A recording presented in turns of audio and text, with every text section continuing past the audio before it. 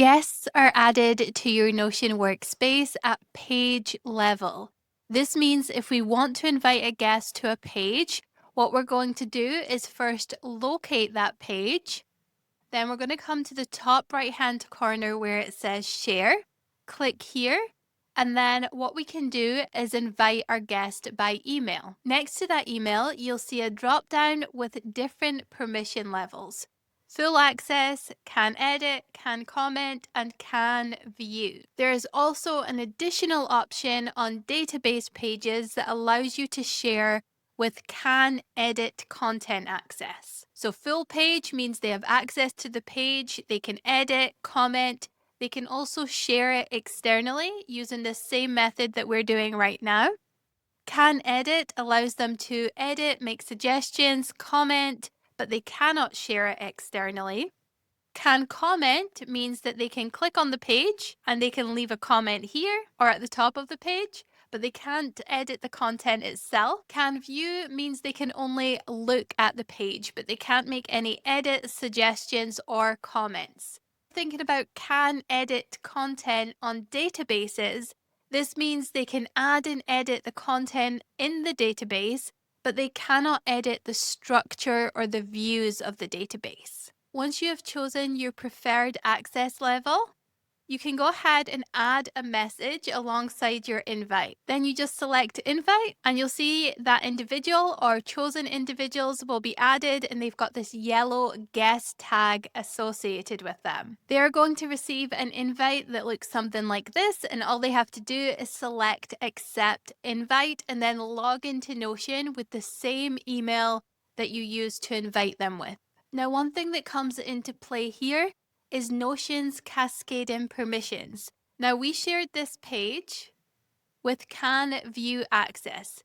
This is the only page we shared with the guest, which means this is the only page they can access unless we add subpages to this page. If we go ahead and add a subpage and then we click on our share settings at the top of this page, you'll see that people invited to workspace roles, so following back on our breadcrumbs, can view this. So this subpage is inherited the higher level, the workspace role page. Now you can again override this by clicking in and hitting remove. If you do that, it will ask you to change and unlink, which means to break the permission waterfall that is the default in Notion. Now, whoever is added to workspace roles with the can view access will not be able to access the guest subpages.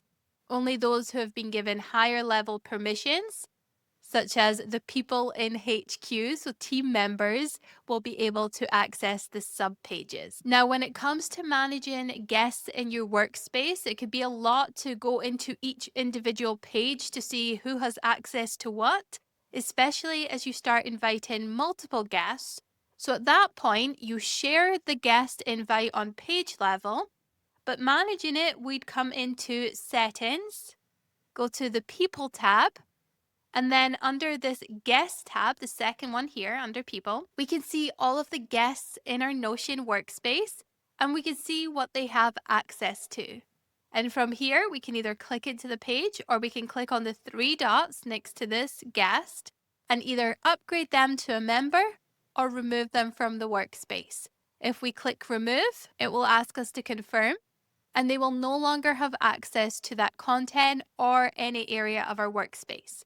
If we come back to our workspace roles page and we click on share, we can see they no longer have access. This lesson has been part of our Navigating Notion series. You will find access to all links and resources in the description below. And if you have any questions at all, please do leave a comment. I'm here to help. If you'd like to continue watching, I recommend this one next.